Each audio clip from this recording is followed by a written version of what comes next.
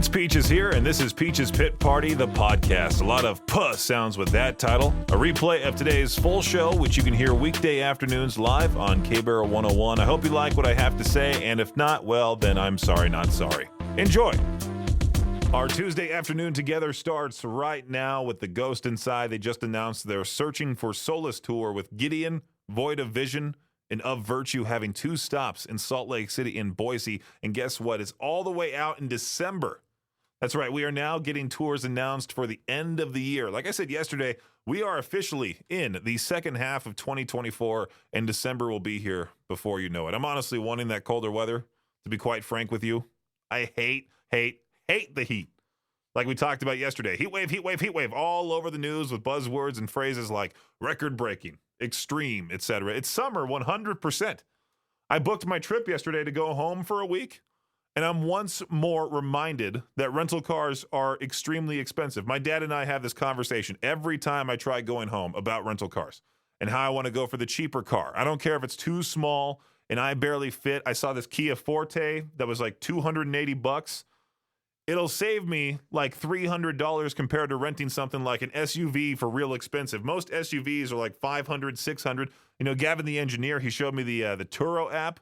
That's so much better compared to using those rental car companies out there, since they try asking for an arm and a leg for most of the rentals. Plus, you got to go through all this paperwork. They try getting you on these extra fees and all that. Also, I didn't realize how bad I need a rental car for when I'm at home, because most of the time during the week that I'm there, my dad goes to his business. My mom will be doing her work at home in the garage. My sister has her own car that she drives, and she'll be going from place to place all over Southern California. I'm most of the time just stuck at home. My friends are working, doing they're living their life. Very rarely my friends will come pick me up and drive me around. One of the few cons of being this height, I should say, is not being able to fit in those cheaper rental cars. Be glad that you're Victor's height, if you are 5'8" or whatever. 208-535-1015 is the number to reach me. We'll continue Peach's Pit Party right here on K-Barrel 101 in just a few more minutes. Coheed and Cambria right here on K-Barrel 101, Idaho's only rock station with Welcome Home. Coheed and Cambria, I'm assuming, will be playing that song last at for their set at the Mountain America Center show on July 15th, opening up for Primus. I do love that song. I love most of their songs. I think they're fantastic. I'm more excited to see them before Primus. I'm just wanting to go see Primus to experience Primus. If you do want to go to that show, tickets are cheap, all right? Go to the Mountain America Center website. Don't go to any other ticket website. Go directly to mountainamericacenter.com. There you go. All right?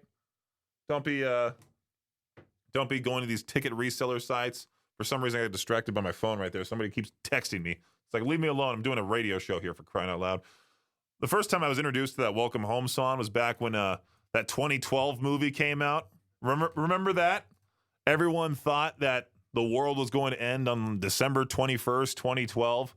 That was a huge thing in my 7th grade, whatever class that was. It was with one of my favorite teachers, Miss Giovanazzi.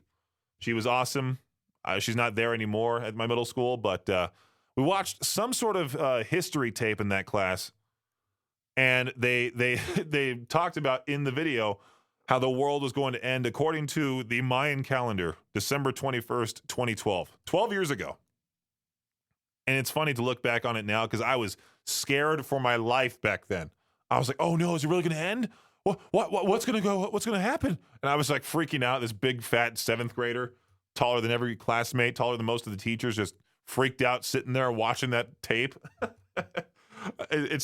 And then there's all the conspiracy theories online about the world technically ended in 2012. We're now in a simulation. And I love outrageous conspiracy theories on Reddit. The obsession with holidays is getting out of hand.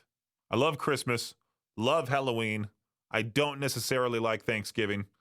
Those are all at the end of the year. We are in July, the second half of 2024, but we are also in the middle of the year. I've already seen some people post online that some stores have Halloween decorations out now for sale.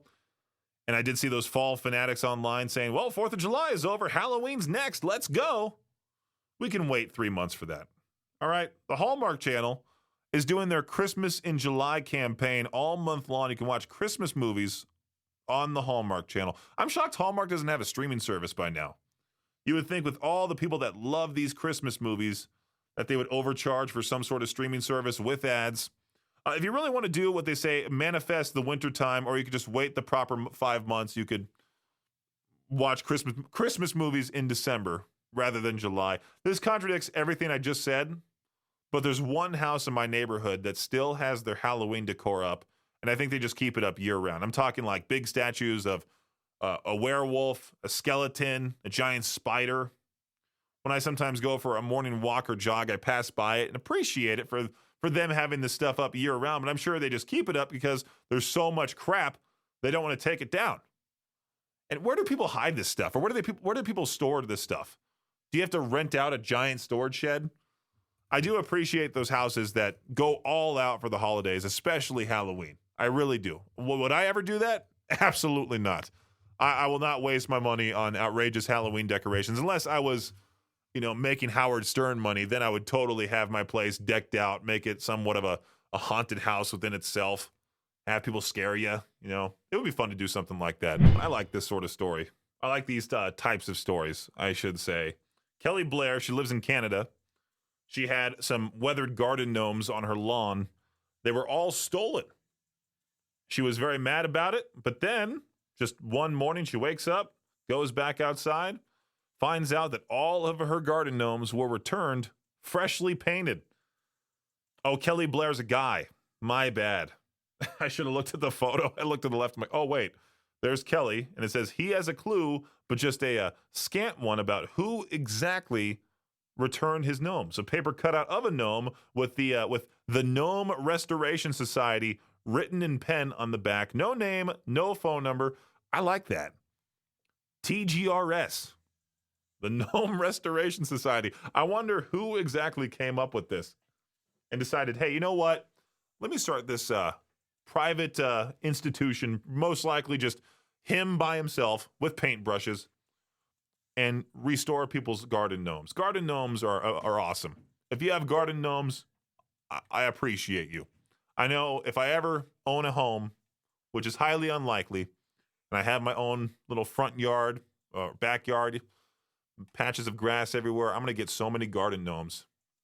Because I want to. Garden gnomes are cool. This right here is your Shot Clock Sports Update. Wednesday's Euro 2024 semifinal between England and the Netherlands in Dortmund, Germany is already off to a hot start before the players even got on the field. German referee Felix Zweyer has been assigned to the match, and he's already had a run-in with England star Jude Bellingham. Zweyer, or is it Zweyer? Yeah, Zweyer was banned for 6 months in 2005 for taking a bribe from another ref to favor one German club over another. Bellingham brought up the ref's past after a 2021 match when his club team Borussia Dortmund lost 3-2 to Bayern Munich. Bellingham said then, "You give a referee that has match fixed before the biggest game in Germany, what do you expect?" Bellingham was fined $43,000 for his comments. Last week, Zweyer officiated the Netherlands win over Romania in the Euro 2024 round of 16 last week. This summer's Tour de France is leaving out the country's biggest city, that is Paris. Tuesday's stage from, Troyes or Troy to Orleans is about 75 miles outside of Paris, and that's as close as it will get. That's because prep for the Olympics forced tour organizers to come up with a new place to end the race. Since 1975, the race has ended along the, Champs-Élysées in Paris. But this year, the 5 Olympic competition venues are within walking distance of the avenue, and the official fan store is built on the street. So the tour will wrap up on July 21st with a 21-mile sprint from Monaco to Nice. According to a survey of 1,706 players in the NFL, here's a rundown of how the cafeteria is ranked among the 32 teams in the league. All right, let's find out who is ranked the best. The Miami Dolphins, Philadelphia Eagles, the 49ers all had A's. Also the Houston Texans. The Raiders had a B+. The worst were the Arizona Cardinals. Of course, the LA Rams with a D. The New Orleans Saints with an F. Chargers with an F. Cincinnati Bengals with an F-. I'll have to show that to Justin from 105 The Hawk that his favorite team, the Bengals, not only had an F, but an F-. That's how you know you suck. That's your Shot Clock Sports Update right here on KBAR 101. As the cost of living remains dangerously high and chronic loneliness continues wreaking havoc on singletons nationwide, baby boomers have devised a penny-wise strategy toward combating both epidemics by becoming boom mates. That's right. Baby boomers are becoming boom mates to beat inflation and loneliness. Again, one of those buzzwords, inflation everywhere. It's like heat wave. Rather than solo rolling around their huge homes as empty nesters, those ranging in ages from 57 to 75 are renting out rooms in their not so humble abodes to housemates within their generations. I do like how the boomers, people are considered boomers at 57 years old. My dad is nowhere near a boomer. He does have some outdated takes. I just talked about it with my friends, how he thought for some reason at my Payway Asian diner job when I worked there, it was around Christmas time one year, and he was like, hey, are you receiving a Christmas bonus? I'm like, Christmas bonus? What is that? I'm lucky to get paid. The heck's a Christmas bonus? But yeah, just old people are getting together, living together, and I like that. It's way better than a nursing home. Don't ever put old people in a nursing home. I mean, you see those horror stories, and I don't think I'll ever do that to my parents. I'll have to take care of them for sure. They've been taking care of me for such a long time. They've been extra awesome. They spent so much money on me that I so badly want to pay them back every dime and more. Just make that Howard Stern money, and then just give them their own giant place wherever they want to live, wherever they want to go on vacation, they'll go. All that good stuff. Doesn't Daughtry have a song called Artificial, all about the fear of AI? Well, MIT experts are now warning AI freaks against falling in love with those, hot chat bots. They say it doesn't care about you. As artificial intelligence continues causing a commotion in our increasingly digitized world, with robots taking traditionally human jobs, a new AI is emerging as a heartbreaking threat to mankind's ever fragile emotions. Again, why are we developing AI? If we're all talking about the fear of it, why do we continue to develop it? It's stupid. We talked about the scientists that are making this robot with human skin. What's the point of that? Why don't you focus on something that'll actually benefit society, huh? AI, everything does not need to happen. I have two friends that went to high school with me. I've known those guys actually since elementary school, kindergarten at least. They're the Ye twins. Very smart individuals. And I found them on LinkedIn a while ago, and they went to Stanford to develop AI. So if I see them at the high school reunion, I'm throwing hands. 100%. A Japanese couple known for creating family videos has come under fire after apparently recording their 2-year-old when she got stuck in a car. The now deleted YouTube video shows the little girl crying after she accidentally locked herself into the family car. The father of the family, instead of calling for emergency services, just keeps filming. And after filming for half an hour, the father calls a locksmith who is able to free the little girl. Now, that right there, yeah, you definitely should make an apology. You should be called out for that. It's those people that I see these videos all the time of pets doing funny things online. Every single comment section, no matter what pet video, no matter what animal video, there'll be one person saying that's cruel to the animal, blah, blah, blah, blah, blah, or you shouldn't feed your animal, blah, blah. There are these what they call fur baby experts. I'll call them that. The FBE. I call my dog my fur baby. They have that sticker on the back of their car. Who rescued who? That's so gross. But no matter what video you upload of your kid or your dog, there's going to be people that are so-called experts in the comments, no matter what. But this right here, this video, this particular situation is just downright dumb. You're not traumatizing the 2-year-old, but you're just watching your 2-year-old cry. She's crying for help, and you get the camera out recording her. Yeah, that's a D-bag of the day move right there. Have you ever looked up at a clear blue sky like I have and wondered why your flight was delayed due to, quote unquote, bad weather?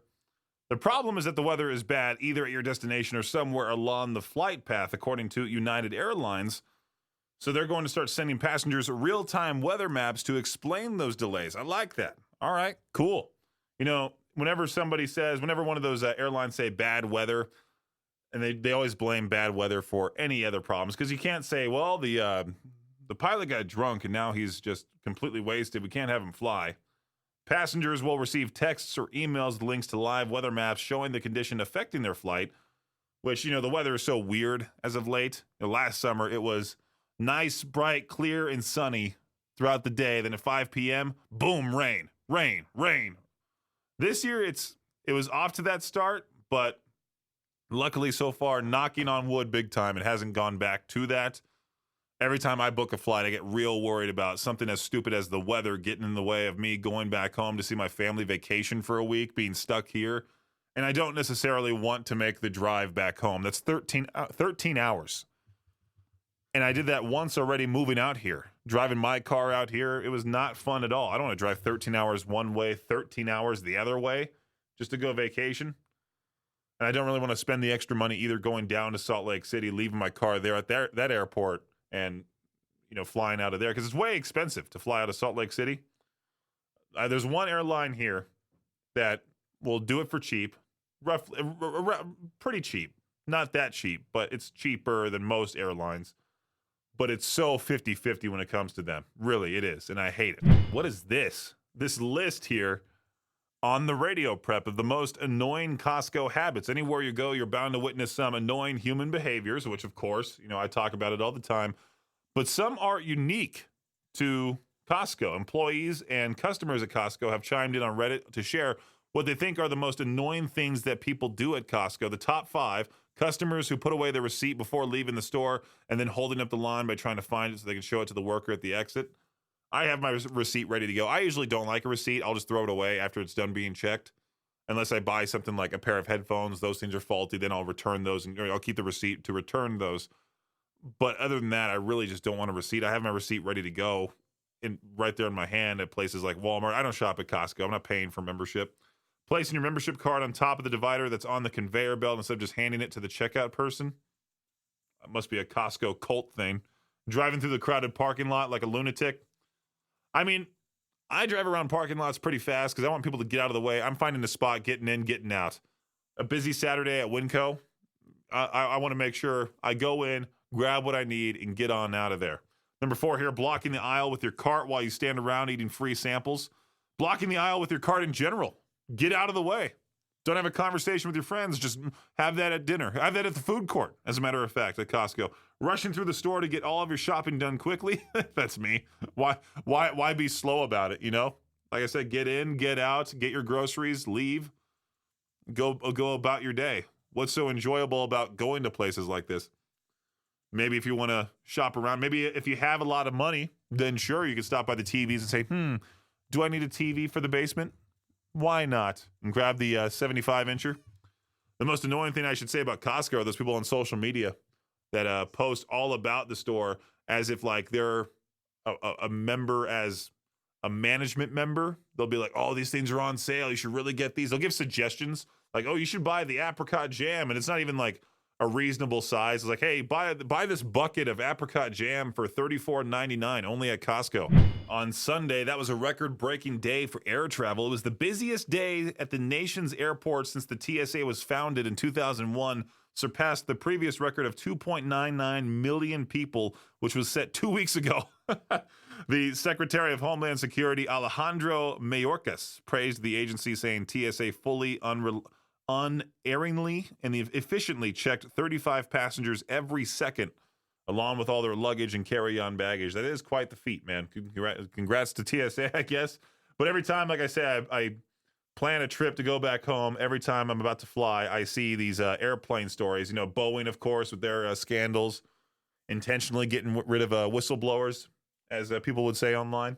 Ryanair had to make an emergency landing after explosive seating dispute. A brawl between two family men on a Ryanair flight caused the pilot to make an emergency landing half an hour after takeoff. The flight departed from Morocco on Wednesday. It was headed to London. The dispute started when one father asked a female passenger to switch seats so he could be with his family. One of those, who cares? You don't need to be with your family every second. Just sit where you need to sit where you're assigned, and leave it at that. After she refused because she was also seated next to her child, her own husband came to her defense. One of the families was part of a larger group, so other passengers started to join in. Man, if I had a fight like that break out on my flight and had to make an emergency landing, or worse, fly back to Idaho Falls, I would be in the news fighting those people because I'd be like, why did you get in the way of my trip?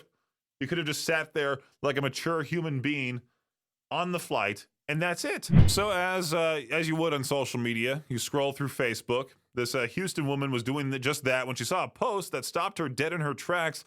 It was a gift registry for an upcoming wedding for her husband and another woman.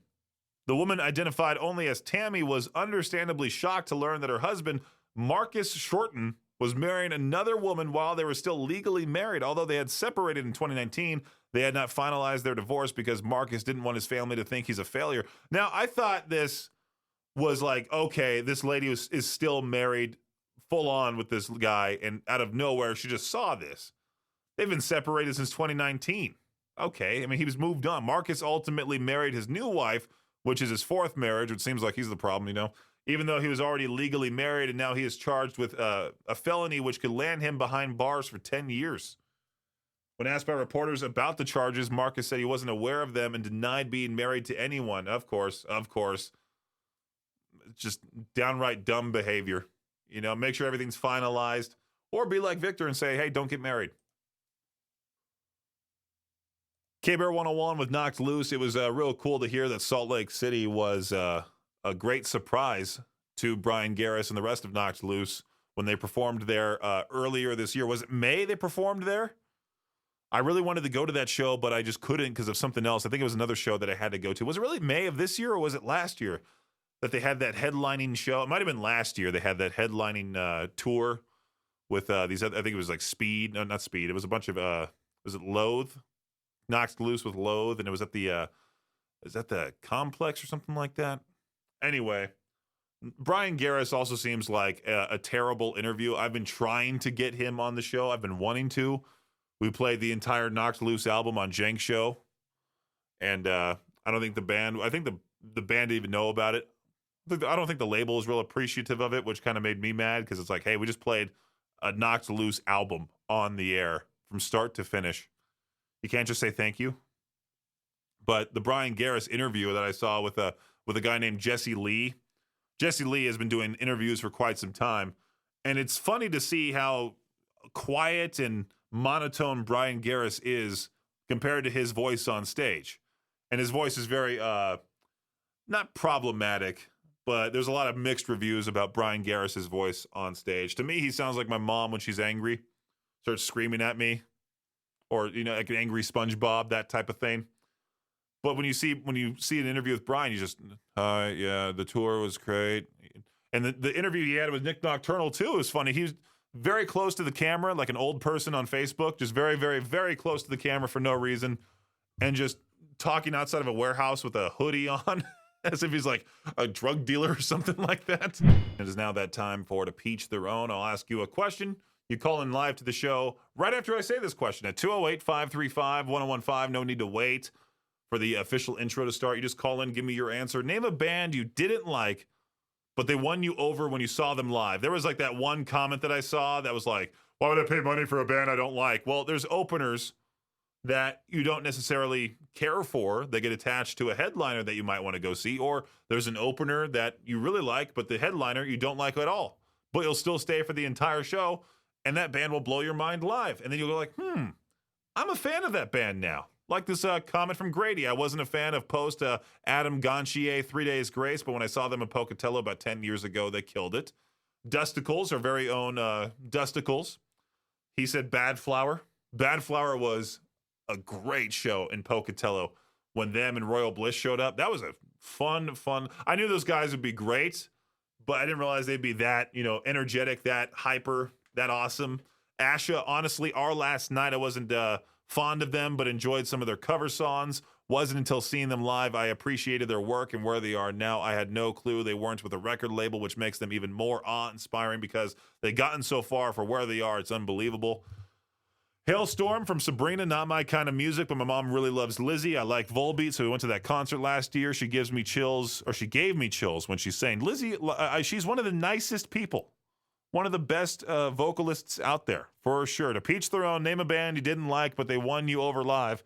Let me know over at 208-535-1015. Name a band you didn't like, but when you saw them live, they blew your mind. I'm going to honestly say I really didn't care for Shinedown when they first came out.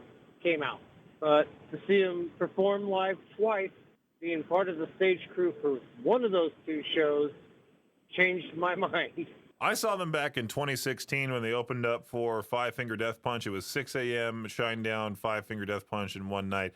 And Shinedown's sound wasn't great, but they were awesome to see live. Like, they're running around.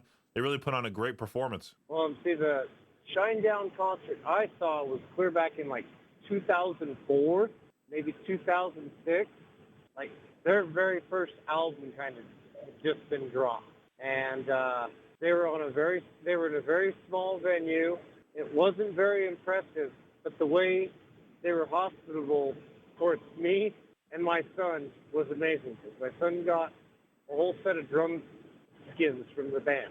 That's really cool. And when I saw him up there with Pretty Reckless in Boise, for the tickets I won from you guys, that show was phenomenal. The flames were shooting through the stage, everything, because of the way they had set up the pyros in that building, and I was just completely blown away. Very cool. Very cool. Yeah, I'm excited for Primus and Coheed and Cambria. I'm hoping that Primus blows me out of the water because I've been hearing nonstop rave reviews from Victor saying they're just crushingly, or not crushingly heavy, they just crush it live. Oh, Wes Claypool's going to be amazing. He's going to throw some comedy material in there while he's performing.